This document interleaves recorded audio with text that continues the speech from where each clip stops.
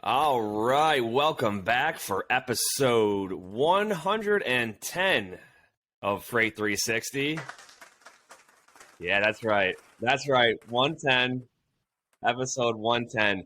Hey Ben, I checked out our podcast stats this week. We're getting close to 100,000 downloads. Yeah. A little bit.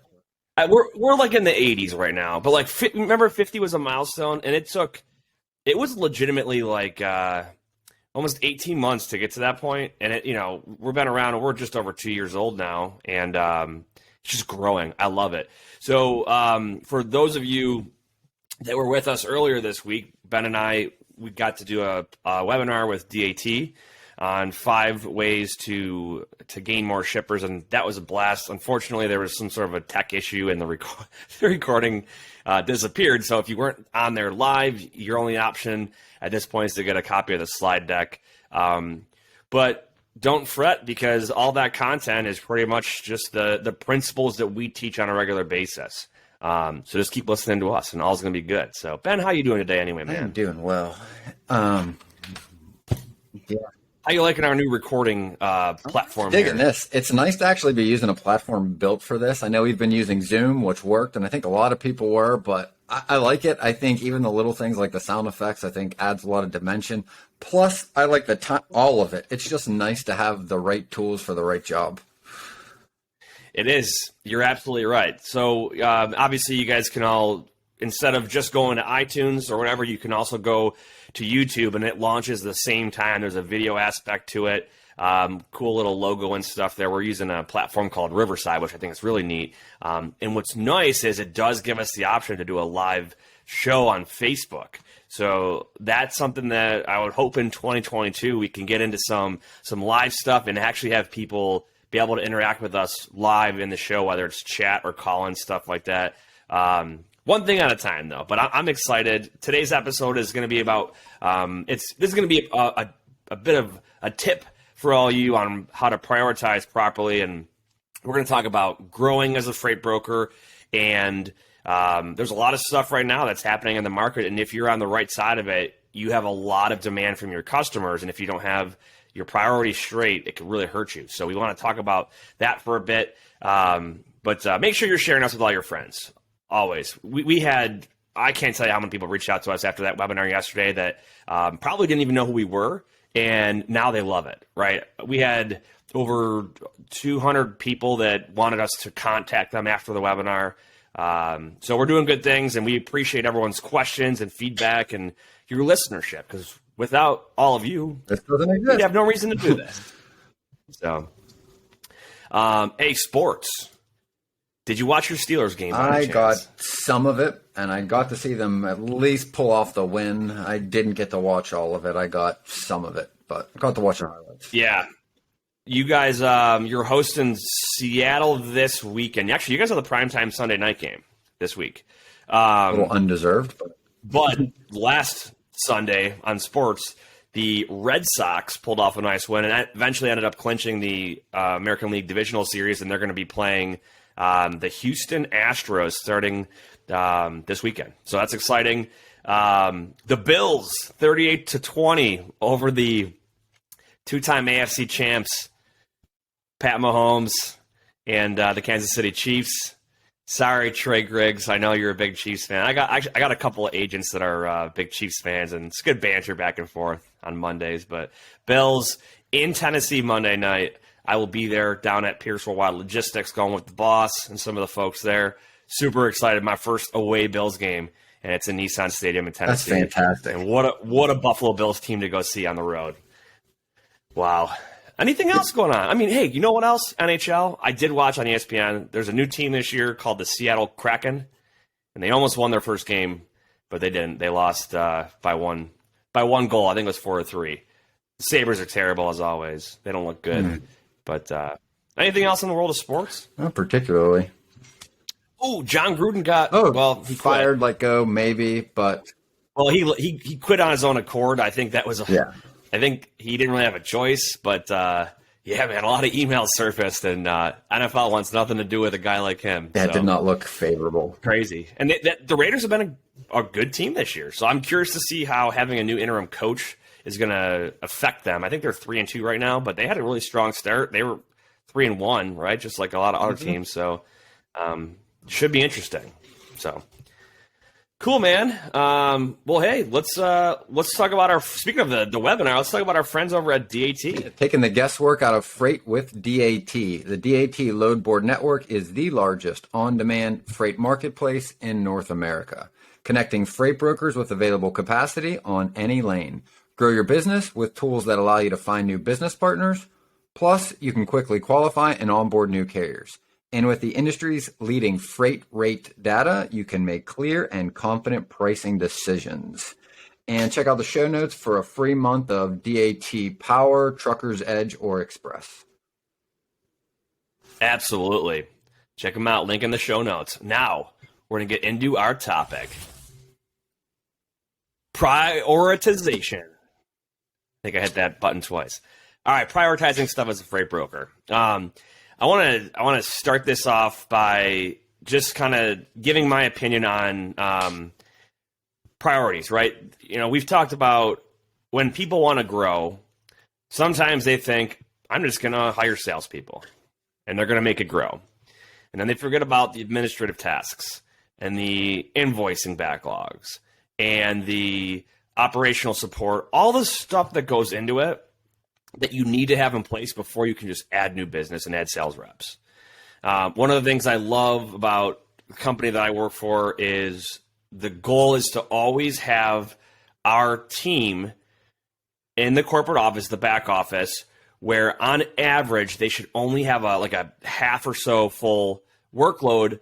So that way, when there's an influx in business or whatever, we're able to handle it, right? Our customers and our agents aren't going to see delays or backlogs because we can't do our job. So for that reason, I think as you grow, you need to always have that in mind. Ben, what do you think? I just find it kind of comical because at the brokerage I had started my career at is literally the polar opposite of that, right? So what you needed to do to be able to scale was you had to operate at the next level of volume for 12-week average before they would staff you up to it. So basically, that's insane to me. You know what, though? A lot of the W-2 big box brokerages, and here's why, do that, and there is a valid reason, right? And I'm not going to say it's just like willy-nilly or random, right? It's because most of those businesses do spot. Predominantly, they're spot freight businesses, right? So usually you don't have a lot of dedicated freight. And it's not like a consistent growth. So it's a lot of blow up a customer. They've got a project. They've got a problem. And then once that problem's gone, they look for cheaper carriers and then the business shrinks. So it's a lot of exploding and then coming back. So from their point of view, it becomes difficult when you staff up based on maybe demand, because the amount of times that would come through was just not enough to staff ahead of time. So basically what it looked like was if you were doing, and I always just use weekly numbers because that's what I'm used to, but you needed to be doing about $4,000 a week in gross profit for a 12-week average before you would get your first assistant. And then to get your second assistant, it depends on where they're at in any given year, but it's either $6,000 or $8,000. So it's either a 50% or 100% increase in weekly gross profit, right? And you've got to be able to hit that revenue for a 12-week average to get your next support person.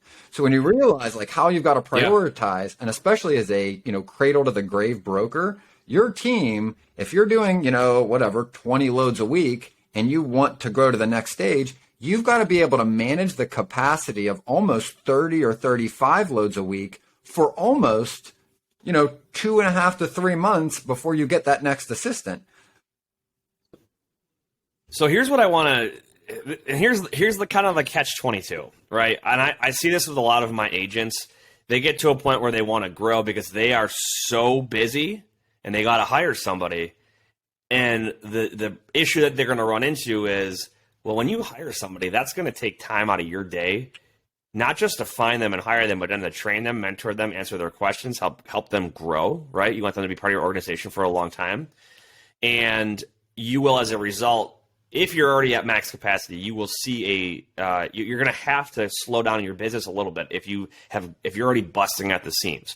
So what's nice about it, if you're an agent and you have a good commission percentage, you have the flexibility where you know you're making enough money. You can invest in hiring somebody before you're already maxed out, right?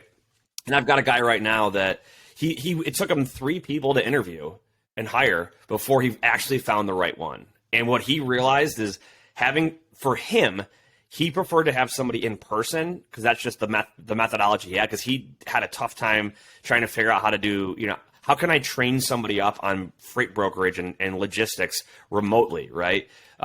So the first 2 he had one was remote, one was kind of in person, but had the option to be remote. And now this third one that's actually working out in person, looking over his shoulder all day long. He said, watch me work for a couple days. If you think it's cool and you want to get into it, we'll get you set up and we'll train you, which is awesome. Now, the flip side of that is, like, obviously Lean is one of our sponsors and one of our partners. They have figured out how to avoid that issue because they have all their people that go through, a regimented training program, right? These are experienced folks.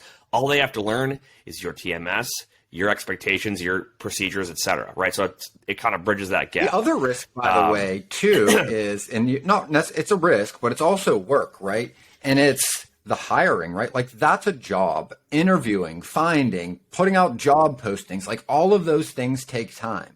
And if you're literally busting at the seams, like drowning, not able to see, get your head above water, like, not only do you need to do that, but you also point out you then need to train them to even have any idea what you're talking about, to even understand verbiage, anything. Yeah. And then you've got to train them on how you do business. Like, there's a big time investment.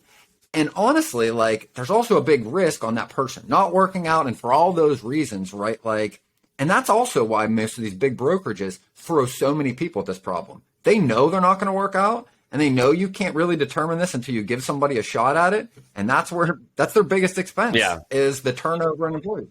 You know what's funny is talk about how, like, these people don't understand what you're talking about. I've known my wife for over 5 years now. We got married a few years ago, and I've been in the freight world for 10 years. So, like, my entire time that I've known my wife, I've been in freight brokerage. And I was showing her something last night. She's like, I still have no idea, like, what any of this means. Like, she doesn't grasp it. But I've also never, like, tried to teach it to her. She just hears it, in conversation and whatnot. But you're absolutely right, man. It's a huge barrier for a lot of people. And I think you make a good point when some of these companies, like your Integrity Expresses, your TQLs, Coyotes, XPOs, right? They hire these big classes. They onboard. It could be hundreds. Dozens, right? Oh, maybe no, it's 40 hundreds. or 50 new hundreds, yeah. But, like, in one branch, they might have a new hire class of dozens of, or more of people, and they know the attrition rate is going to be high. But the ones that pick up on it are the ones that are going to last long term.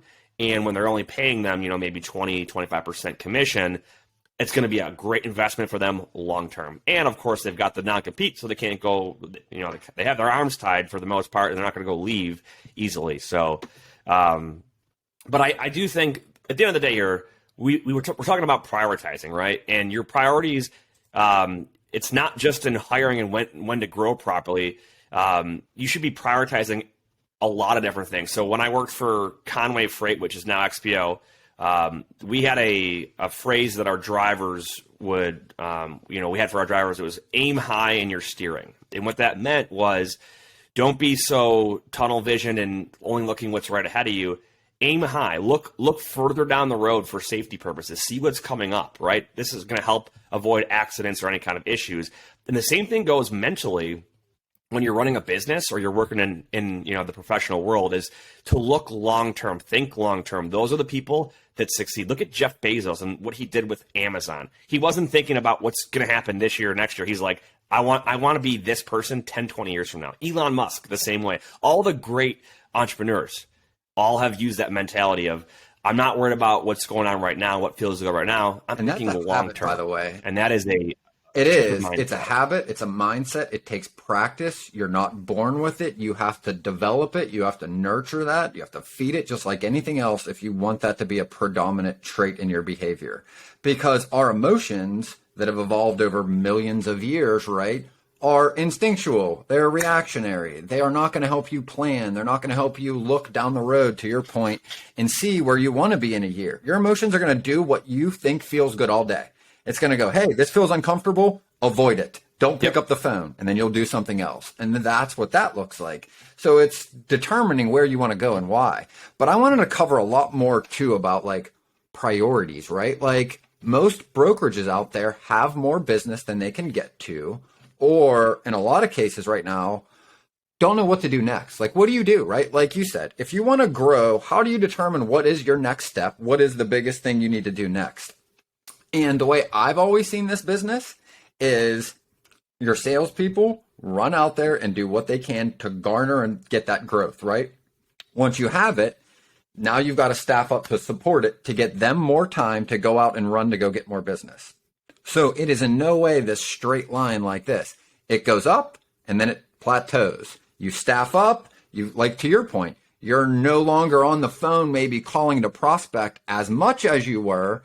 You're spending maybe 10% of your day training the next person, getting them up to speed, introducing them to your customers, introducing them to your carrier base, teaching them these things. And as they become more proficient, you start increasing your prospecting to be able to run again until you get to the next plateau. Once you've run out of bandwidth, you hire again and then grow to the next one.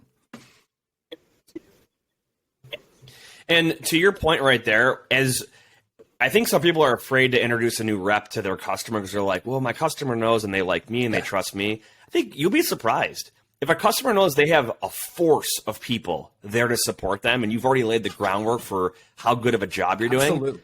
I think they're going to like that. I've never, ever had an issue with introducing somebody that I trust and does a good job to introduce them to somebody that's, typically my number one responsibility to work with them. If I have the right person and I can introduce them and say, hey, you've got two of us now or three of us now. And hey, if we're not available, here's the other backups, right? This is our operation. This is absolutely. How we work. I mean, every time I've done that, that's exactly the response I got. Hey, I brought this person on as a team. Business is increasing. We want to be able to provide you better service. I'm literally taking the profits and reinvesting them in your benefit, right? Like that's what you're telling your customer. Like that's not going to come across as a negative. As long as they know you aren't going to be MIA. That's the part you need to reassure and make sure that like, hey, even though you may be interacting with this other person, know that I'm here all the time. On top of that, making sure that everything's okay so that I can get you more resources. I'm going to go get you more carriers. I'm going to go do what I do best. They're going to make sure your tenders that are coming over are correct. They're going to make sure we get them to our carriers. And they're going to answer questions when I'm on the phone, getting you more of what you need more of right now. Trucks, right? That's absolutely correct. So I want to go back to your upward trajectory and your plateaued the visual you gave there, and just kind of talk through that, because that doesn't apply only to the growth of a brokerage. This could be an individual sales rep, right? And their book of business, their customers. If you're not thinking far ahead, and if you don't set goals and figure out what you're going to have to do to get there, and then implement those items to assist you to get there, you're doing yourself a disservice, and you're setting yourself up to fail. So, and it's goal setting is a totally different episode we can have and topic to discuss. But it's just that mentality, thinking long-term, thinking big picture, and where am I going to be 6, 12, 18, Here's 24 months from now? Mindset shift for me was, it's like the economies of scale analogy, right? Like, I want to apply my effort in brokerage to the things that are like repeatable. There's nothing that bothers me more than doing things and trading my time for money, because I know that doesn't get me a increased return, right? Like, for instance, if you spend an hour and you get paid for that hour, you are only ever going to make as many hours as you have in a day. But if you can bring somebody on below you, you can make as many hours as they have, and so forth, right? And that's the premise and that mindset shift, I think, to the future that always helped me get there. Because I think everybody wants what they want now. But when you compare what you want now, which is trading your time for money, to what you could have in the future, which is trading other people's time for your money, it's a really easy decision to make. Yep. And that right there, I've seen that applicable so many times, definitely in the agent model, when it's just, one guy or gal that's brokering and they hit, they do $2 million a year in sales, and they're like, I can't do more than like 7-8 loads a day. But if you've got 2 or 3 reps underneath you, think about how much more time you have. It's a multiplier effect. And the same goes if you're if you started a brokerage and you got licensed yourself, that's even more so, because now you're also dealing with billing and invoicing, collections, carrier pay, claims, you name it, all of that stuff. And you're running a business. You got to worry about like your taxes and, paying your electric bill and for your load boards and all this stuff, right? So if you don't have that mindset of that growth using the economies of scale, like you said there, you are limiting yourself, and you will hit there is a ceiling that you will hit. And you'll know when you hit it, when you're stressed out way more than the average freight broker. I want to walk you through like a a real life example of a client that we're working with right now that's running into this, right? They do drayage, they do intermodal, everybody sees it on the news. It's a shit show, and all the terminals and all the ports, everybody's trying to get more product in, and there's only a finite amount of resources to move it in, right? So the client, where they're at, is exactly what you described. They're at a place where they're moving about 38 to 50 loads a week by themselves, right? And in drayage, there's a lot of re-invoicing for accessorials. So there's an extra pre-pull, there's detention, maybe there's a layover, a crosstown, all these little charges that add up. So as you move forward, you leave a trail behind you, to your point, of accounting work that needs corrected. Not just invoiced, corrected, right? So where the client's frustration, it was exactly what you were saying, right? Like losing more sleep than the average broker, right? Is at this place where they're literally having to choose. There's only so many waking hours in a day, and they're working about 12 a day right now. But those 12 hours are spent making sure all of their carriers have business to run every day. The second priority is making sure that as they're running it, they're resolving the problems they run into at the ports, the terminals, and the warehouses. So when you're doing that all day long and making sure that the people that you've spent so much effort into hiring and recruiting are being fed, it's hard to prioritize the accounting. But guess what? You're not able to keep up with that. These guys stop getting paid. Now, all of a sudden, you've got to decide, do I go get the work to feed these guys? Or do I spend all night trying to invoice them and making sure they're getting paid? And that's where the topic of like, okay, like this is really the life of a freight broker. Like, how do you prioritize two things that seem as important as each other, and to be honest, like don't really take a priority? Getting them paid for work they've already done, cleaning up your invoices, but making sure that you're constantly on top of the things operationally. And I think these are the real life problems brokers run into, and they go like, I genuinely don't know how to get to the next stop. Like, what do I do here? Like, do I just imagine the weight lifted off of their shoulder if there's 1 or 2 ops folks trained up, and now they can go out there and grow that business and just truly have more time, more reach, literally 2 extra sets of ears, 2 extra sets of eyes, hands for the keyboard, and mouth talking the phone, this isn't meant to be just a plug for our sponsor, right? This is a genuine real life example, right? So this brokerage is based in the Midwest, not a huge population in the city they're in. They have a new office, so they have the space. They would prefer to put people in the office just because that's their style. But again, the need is so much greater, and the urgency and the season we're in shipping with the holidays, that there isn't the ability to go find someone on the street and hire them. And even honestly, if you had somebody walk in their door today and said, I wanted to work, they probably couldn't start for 4 or 5 days. It'll take them 2 to 3 weeks to get up to speed on anything. You're at Thanksgiving before they're worth anything. And honestly, that was why I was on the phone with Trey before our recording. I was like, Trey, like I got a client, and I'm like, this guy needs somebody pretty quickly. I mean, they're 3 to 5 weeks, but they're trained at 3 to 5 weeks. They've gone through their training. They know the verbiage. They know what a tender is. They know how to work a TMS. They need to know your nuances, but that's this quick solution to like, okay, how do I get my head above water so I can breathe, get everybody paid, get to some semblance of normalcy, get this other person now up to speed, and then I can go back, because the customer's literally banging on this freight broker's door every day going, I got more business. Can you take more? Can you take more? And it is really hard for a sales guy that works so hard to get this demand to turn it down. And that's the trade-off, right? Yeah. So I know you said you don't want to plug our sponsor, but while we're on the topic, let me give a little rundown, because hey, maybe it's somebody's first time listening to our show and they're hearing this. So Lean Solutions Group, that's one of our sponsors. Trey Griggs, he's runs the sales division over there. great guy. We've had him on numerous episodes. Super smart guy when it comes to the freight brokerage world. In a nutshell, and hey, here's the deal: we've used Lean on their tech side for a website, the marketing side to run social media, but the staffing and the sales side is great. And this is what we're talking about: is they've got trained professionals. So whether it's sales reps to manage accounts or staffing, whether it's your back office for accounting or an operations person or whatever whatever you need them for.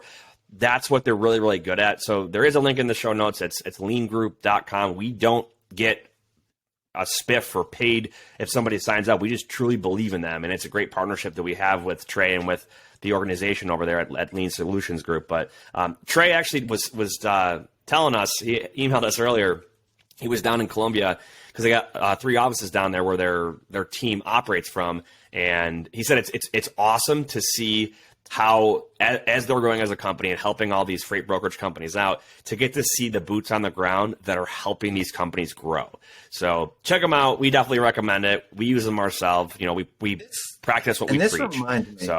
This reminds me, there was this, I can't remember who, I think it was Adam Grant that said this, or he probably didn't coin it, but he asked this question of himself when he gets to this stage in any of the businesses he's working in or consulting in, and it was, what is the one thing that you can do that you, by doing so, makes everything else you have to do easier?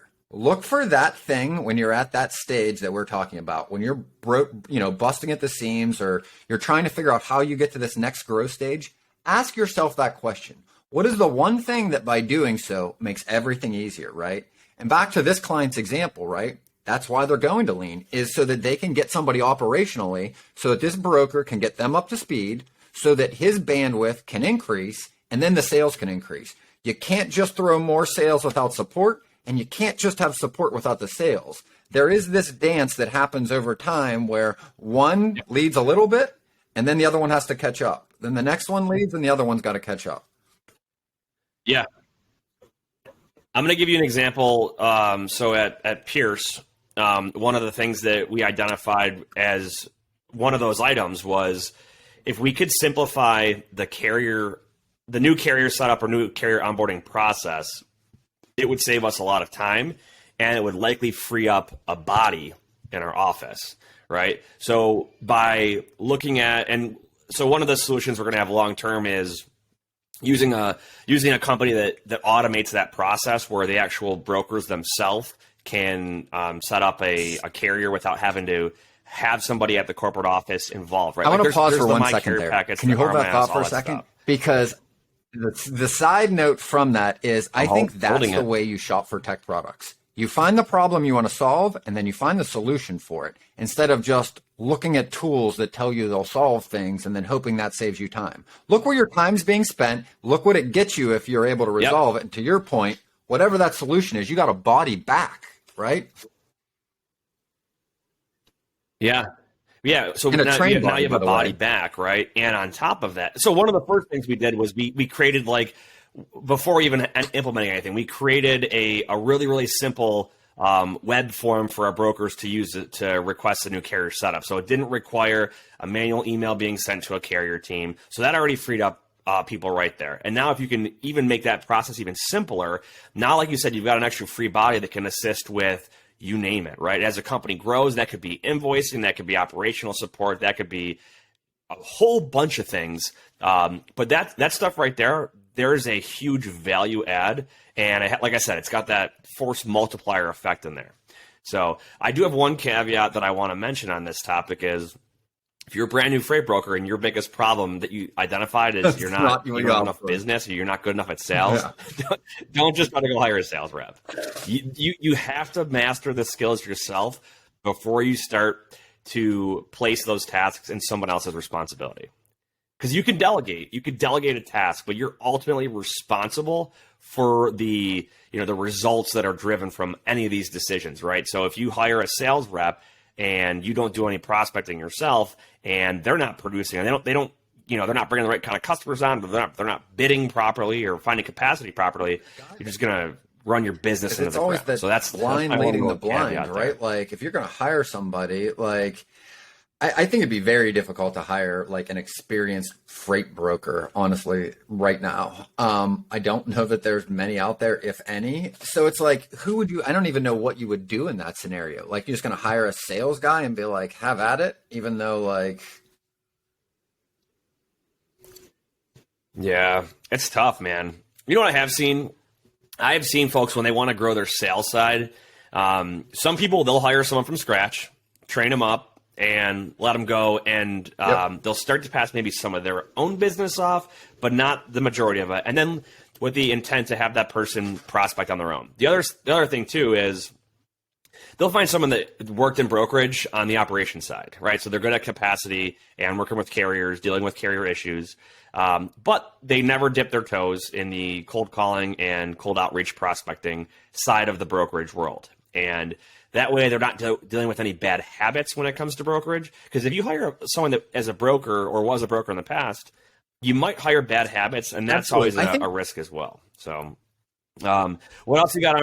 What else do you have on priorities here, Yeah. Ben? We got some good The Q&A last here I thing want to is, hit on too. if you're But what else looking you got? At like what you want to do and you're at the stage where you want more salespeople, I think the best way to do that is really what you were just kind of mentioning. And that's what I've done when I've brought on salespeople before is you train them, they sit with me so that they can learn brokerage, because I think it's very hard to sell a product if you don't know where it comes from or what it is, right? And we're selling a product of service. So you need some idea of what the folks around you are doing, even if you're in a pod model.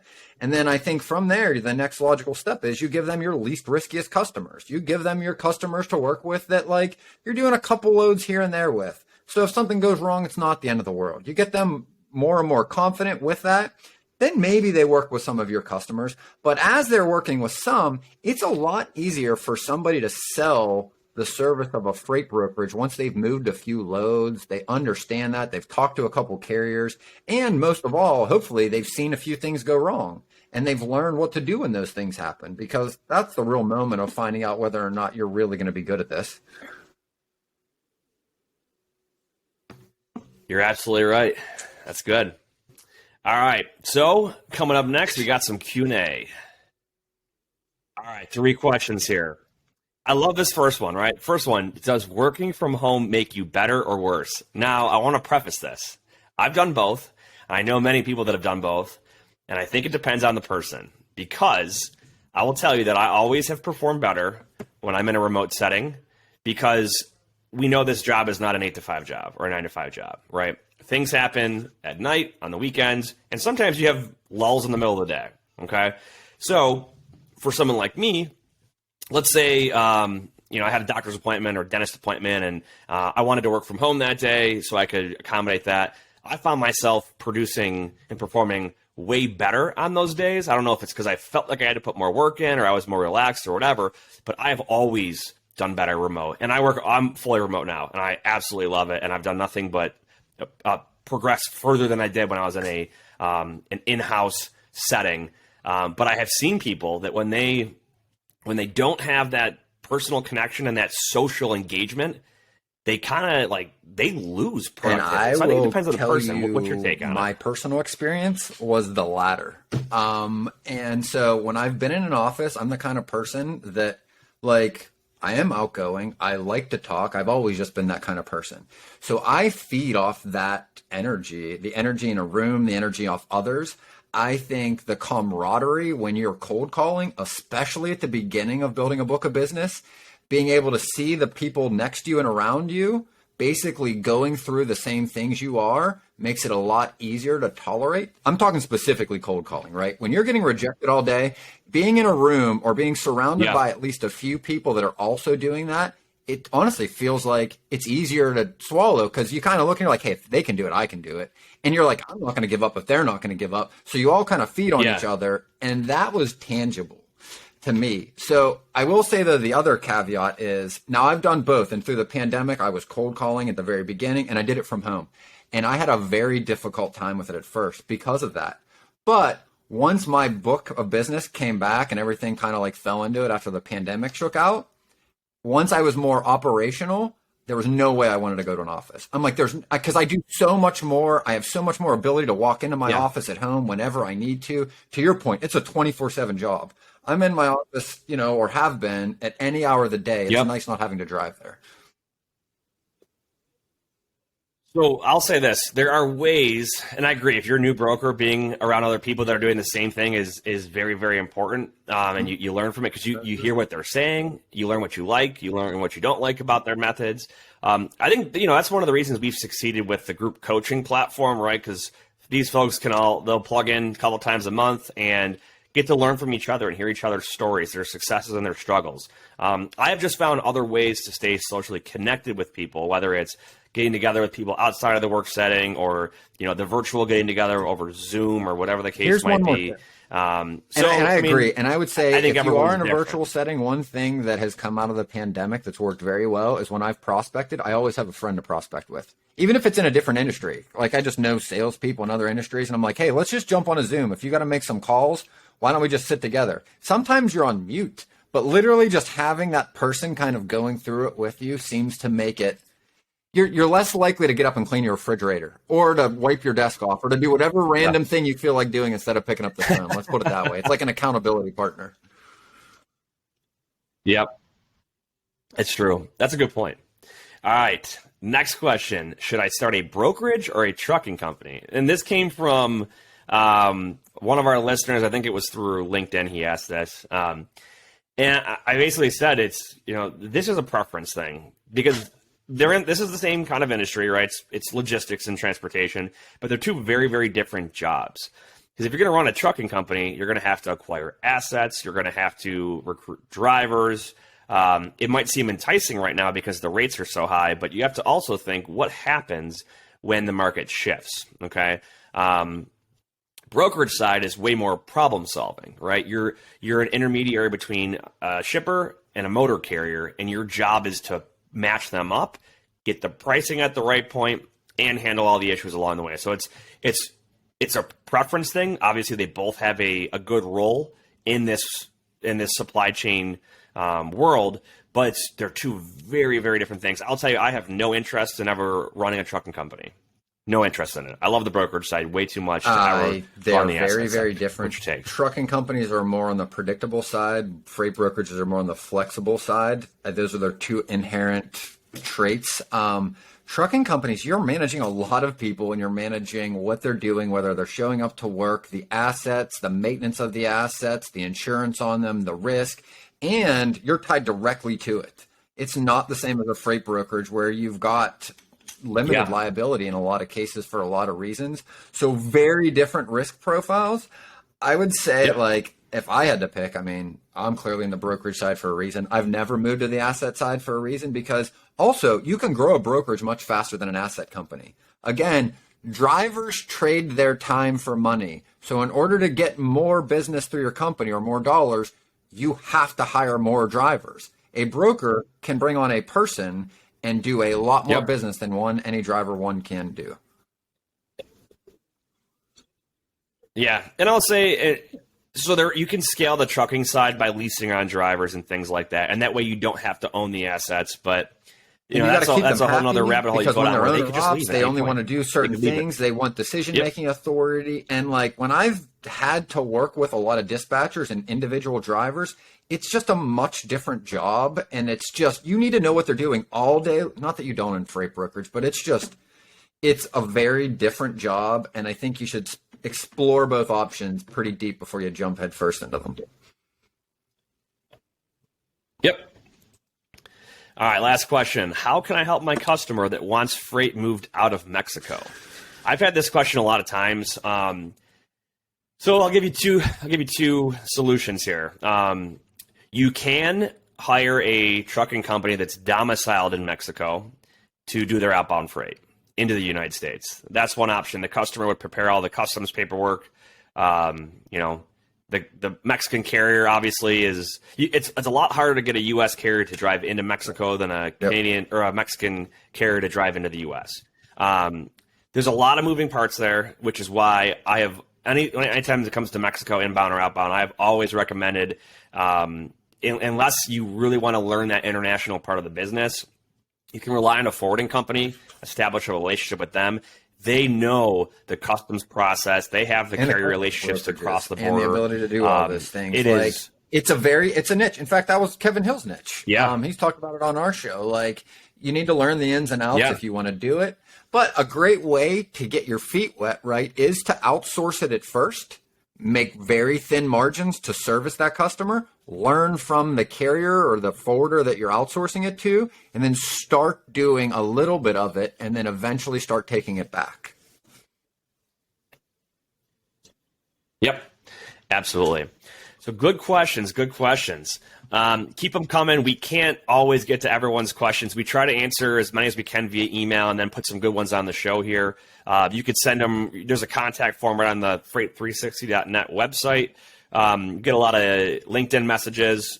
I'll tell you, I don't check my LinkedIn as frequently as I see questions come through our website. So if you have a question that you want answered or responded to fairly quickly, go to the website and use the contact form. It's on the bottom of each page. I think there's a contact button on the top toolbar. So good episode, good topic today.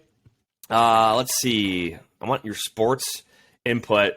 So Seahawks at Steelers, two teams that are 2-3 right now. Favorite. I'm going to tell you right now, I'm pretty sure Seattle's the more dominant team out of those two. But you never know. You guys are at home, so Seattle plus prime 3. time. They're playing at the Steelers. Well, Seattle, I'm going to guess it's probably like -6 or something like that. You know what? Let me pull it up on ESPN. See what we got here. In the meantime, my Bills in Tennessee, I think you're going to see another double-digit win by the Bills, and I think the spread's only like 5.5 for Buffalo in their favor. But I believe you're going to see like a 10-point margin of Buffalo winning in Tennessee. So let's see the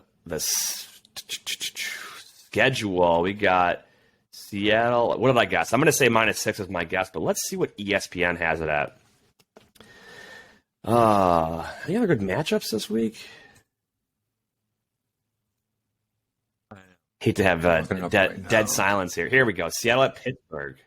42.5 is the over. I love the prime time though. Pittsburgh -4.5. Oh, Pittsburgh's favorite. What am I missing there? 42.5. Wow. So you guys are, you're favored. There's got to be an injury or something that I'm not aware of. I don't follow, like Seattle, I don't follow a whole lot of NFC teams that much during the year, but Heinz Field Pittsburgh should be a good one to watch on Sunday night. I think they'll cover. Yeah, 4.5. I think they'll cover that. Was it 4.5? -4.5?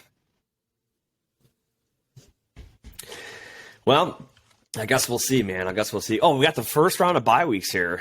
Falcons are off. Saints are off. The Jets are off. And the 49ers are off this week. So, good stuff. Anyone else? We got Tampa Bay at Philly Thursday night.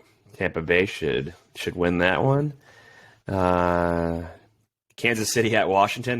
Kansas City should be able to bounce back from a nasty loss. LA, the Chargers at Baltimore. That'll be a good one to watch. 1 o'clock on Sunday. Arizona at Cleveland. That'll be a good one to watch. 4 o'clock Eastern on Sunday. Good stuff. Whether you believe you can Ben, or believe thoughts. you can't, you're right. And until next time, go Bills.